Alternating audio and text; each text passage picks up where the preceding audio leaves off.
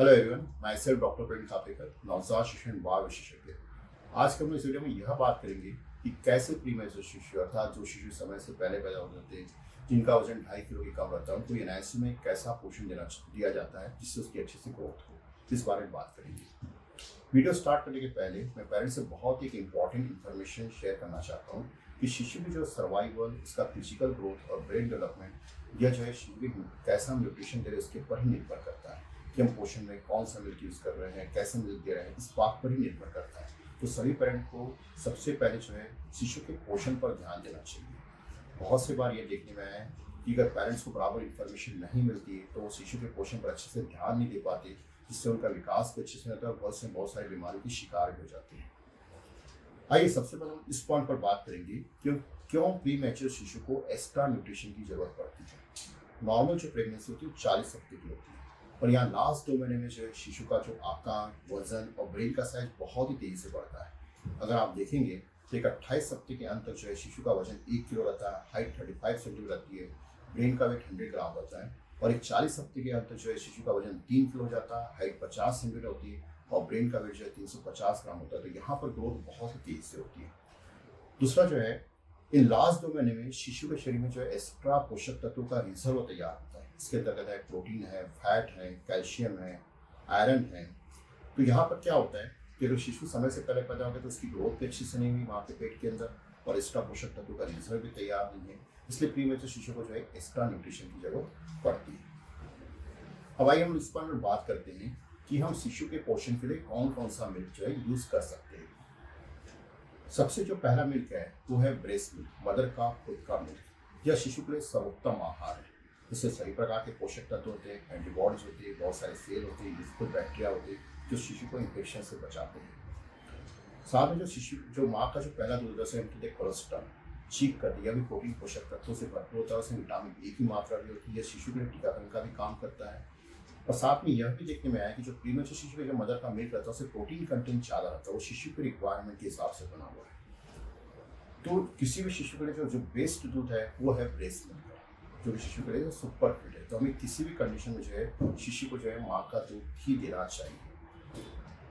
दूसरा जो मिल्क है हमारे पास है वो डोनर ब्रेस्ट मिल्क। अगर हमारे पास मदर की मिल्क की व्यवस्था उपलब्ध नहीं है तो बहुत सारे आजकल शहरों में जो है ब्रेस्ट मिल्क बैंक की व्यवस्था है। यहाँ पर जो मदर जो मिल्क को डोनेट करती है, वहाँ पर उसका इन्फेक्शन के लिए स्क्रीनिंग किया जाता है, पास्चुरेशन किया जाता है। अगर वह मिल्क अवेलेबल है तो हम ये डोनर ब्रेस्ट मिल्क भी शिशु के लिए हम यूज़ कर सकते हैं।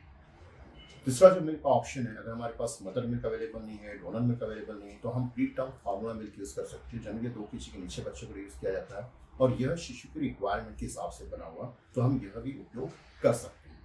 चौथा मिल्क है एनिमल मिल्क, गाय का दूध, भैंस का दूध, बहुत सारे लोग इसे यूज़ करते हैं। ये जो है शिशु के रिक्वायरमेंट के हिसाब से नहीं बना हुआ है, इसमें शिशु को इन्फेक्शन की संभावना होती है, बहुत सारे कॉम्प्लिकेशन भी फ्यूचर में होते हैं। तो हमें किसी भी कंडीशन में जो है एनिमल मिल्क का उपयोग नहीं करना चाहिए। अब हम लोग यहाँ पर यह बात करेंगे कि डिलीवरी के बाद माँ को किस बात का ध्यान रखना चाहिए, कैसे मिल्क एक्सप्रेस करना चाहिए जिससे शिशु को जो है अच्छे से दूध आता है, उसका लैक्टेशन जो है अच्छे से माँ आगे जाके शिशु को अच्छे से दूध पिला ले। इसके लिए हमें क्या करना चाहिए, क्योंकि देखने में आया है कि बहुत सारी मदर को प्रॉपर जो हेल्थ वर्कर से जो प्रॉपर इन्फॉर्मेशन, प्रॉपर जानकारी नहीं मिल पाती है और 3-4 दिन के बाद मदर का मिल्क सूख जाता है और शिशु ऊपर के दूध में रह जाता है। तो इसके लिए माँ को क्या करना चाहिए, इससे शिशु को जो है माँ का दूध ही मिलता है। तो डिलीवरी के बाद जैसी जो डिलीवरी होती है उसके जो अगर नॉर्मल डिलीवरी है तो आप 1 घंटे के अंदर ही मिल्क एक्सप्रेशन स्टार्ट कर सकते हैं। अगर आपका शिशु एनआईसी में भर्ती और आपके पास नहीं है तो आप जो मिल्क निकालने की प्रक्रिया जो है चालू कर सकते हैं। अगर आपका सीजर हुआ तो आप 6 घंटे के अंदर चालू कर सकते हैं। शुरुआत में जो है हर 3 से 4 घंटे में मिल्क एक्सप्रेस करना चाहिए। रात में 5 से 6 घंटे का गैप दे सके, माँ अच्छे से सो सके और स्टार्टिंग में 5 से ही मिल्क एक्सप्रेस कर सकते हैं। और मिल्क जो है इवन जो स्टार्टिंग में जो है बहुत ही स्मॉल क्वांटिटी मिल्क रहता है, जितनी भी स्मॉल क्वांटिटी आप उससे जो है कलेक्ट करके रख सकते हैं। स्टेराइल का जो स्टील का कंटेनर ले लीजिएगा आप, उसे अच्छे से उसमें आप कलेक्ट करके रखिए। उसे हम नॉर्मल रूम टेम्परेचर में 6 घंटे रख सकते हैं। अगर हमें ज़्यादा समय तक रखना है तो हम फ्रीजर के नीचे कंपार्टमेंट में 24 आवर रख सकते हैं और फ्रीजर में 7 डेज तक रख सकते हैं और उस दूध को हम बाद में भी यूज़ कर सकते हैं। या तो आप निकाले हुए जो मिल्क को जो है आपका जहाँ बच्चा एनआईसी भर्ती वहाँ ले जाके दे दीजिएगा, उससे जो है जनरली वो दूध जो है उसे पिला दिया जाता है। तो हमें इस बात का ध्यान रखना है कि जो है डिलीवरी के बाद माँ को डिलीवरी के बाद जो मिल्क एक्सप्रेशन की प्रक्रिया चालू कर देनी चाहिए। अगर आप 3-4 दिन तक मिल्क एक्सप्रेस नहीं करते तो बाद में बहुत सारा जो है दूध जो आना बंद हो जाता है और सूख जाता है। और ये देखने में आया कि मिल्क एक्सप्रेशन जितने जल्दी स्टार्ट करते हैं, माँ का मिल्क बनने की प्रक्रिया उतनी जल्दी चालू होती है और मिल्क अच्छे से आता है। अब हम यहाँ पर ये बात करेंगे कि हम किस किस मेथड से है शिशु को फीडिंग करा सकते हैं। यह डिपेंड करता है कि बच्चे की गैस्टेशनल एज कितना है और वेट कितना है, इस बात पर निर्भर करता है। अगर जो है एक नॉर्मल जो शिशु माँ का दूध पी रहा है, उसके लिए क्या शर्त होती है कि शिशु की उम्र 34 वीक के ऊपर हो, उसका जो स्वॉलिंग और ब्रीदिंग का कोऑर्डिनेशन अच्छे से हो, उसका वेट एटलीस्ट 1.8 kg के ऊपर है। वैसे बहुत सारे जो 1.6 और 1.7 kg के बच्चे भी माँ का दूध पी लेते हैं। तो अगर शिशु कोई प्रॉब्लम नहीं है, शिशु की मैच्योरिटी अच्छा है, वेट अच्छा है, तो जो है माँ शिशु को डायरेक्ट ब्रेस्ट फीडिंग करवा सकती है। अगर शिशु की उम्र 32-34 वीक के बीच में है, उसका वेट 1.5 kg के नीचे, 1.6 kg के नीचे है, शिशु माँ का दूध नहीं पी पा रहा है, तो ऐसी कंडीशन माँ का दूध निकाल के हम जो स्पून फीडिंग उसको करा सकते हैं और बाद में से ब्रेस्ट फीडिंग में ट्रांसफर कर सकते हैं।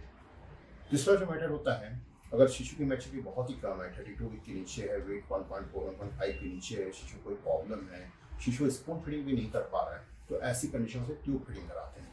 इसे कहते हैं हम लोग, ट्यूब जो है नाक से भी डाली जाती है मुंह में और मुंह से भी पेट में डाली जाती है, नेचोगैस्ट्रिक या ओरोगैस्ट्रिक फीडिंग करते हैं, तो यह भी हम करवा सकते हैं। चौथा जो ऑप्शन है वो है बॉटल फीडिंग। बहुत सारे शिशु जो स्पेशली जो पूरे समय पैदा हो जाते हैं, माँ का दूध नहीं पी पा रहा शिशु को, तो बहुत सारे लोग क्या करते हैं, दूसरे तीसरे दिन शिशु को जो बॉटल से फीडिंग कराना चालू कर देते हैं। इसमें क्या होता है कि जो बॉटल के जो निप्पल है, मदर के निप्पल में कंफ्यूजन क्रिएट होता है और काफ़ी बार ये देखने में आया कि हम शिशु को लगातार 2-3 दिन तक बॉटल फीडिंग कराते हैं, तो बहुत सारे शिशु माँ का दूध बाद में लेने को देखते नहीं और शिशु ऊपर के दूध में रह जाता है। तो हमें किसी भी कंडीशन में शिशु को बॉटल फीडिंग नहीं कराना चाहिए, इस बात का ध्यान रखना है। अब आइए हम लोग इस पॉइंट में बात करेंगे कि हम आस्था अस्पताल के इलाज में क्या फीडिंग प्रोटोकॉल फॉलो करते हैं जिससे शिशु की अच्छे से ग्रोथ और डेवलपमेंट हो और बाद में उसे कॉम्प्लिकेशन ना हो। तो इस पार्ट में बात करते हैं।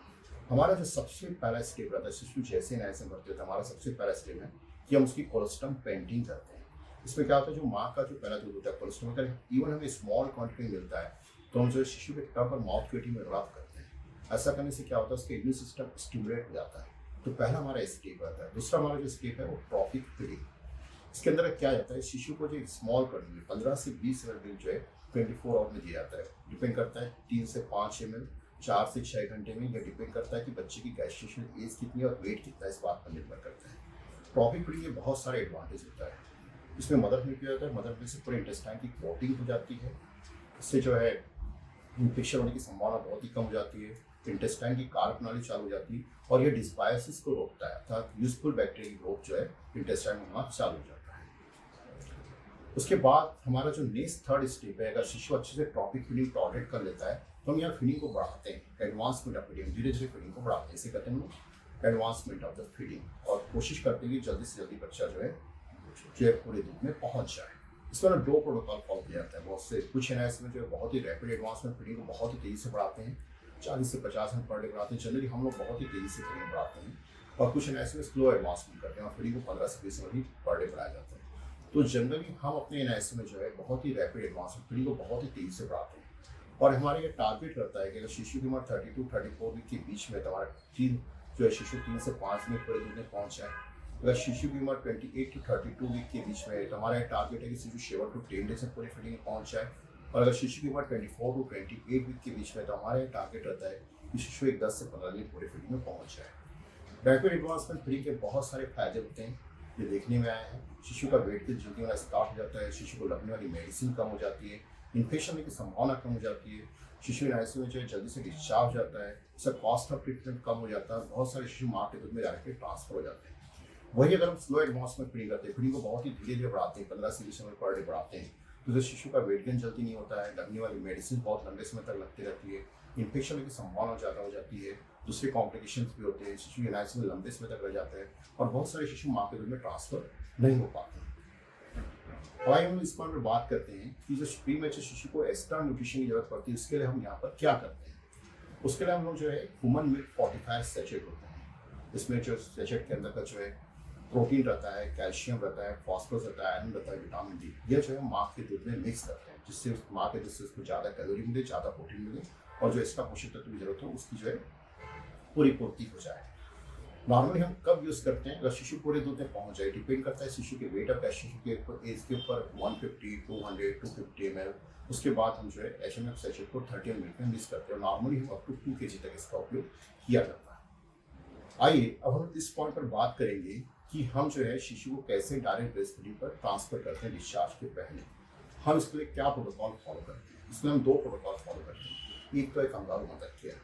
जब शिशु एनआईसीयू में भर्ती रहता है तो हम उसे माँ कंगारू मदर केयर में कराते हैं। इसके क्या फायदे होते हैं? इससे माँ का दूध अच्छे से आता है, शिशु का वेट गेन अच्छे से होता है, इन्फेक्शन होने की संभावना कम होती है, शिशु एनआईसीयू जल्दी डिस्चार्ज होते हैं और बहुत सारे शिशु माँ के दूध में इजीली ट्रांसफर हो जाते हैं।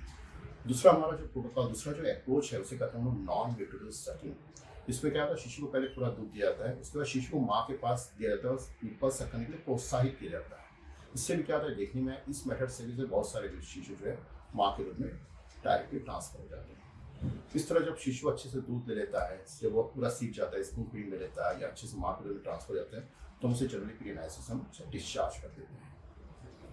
तो इस तरह हम आस्था अस्पताल के एनआईसीयू में जो है फीडिंग प्रोटोकॉल फॉलो करते हैं और यह देखने में है कि ये प्रोटोकॉल से जो शिशु की अच्छे से ग्रोथ होती है, ब्रेन डेवलपमेंट भी अच्छे से होता है और भविष्य में कॉम्प्लिकेशन होने की संभावना भी कम हो जाती है।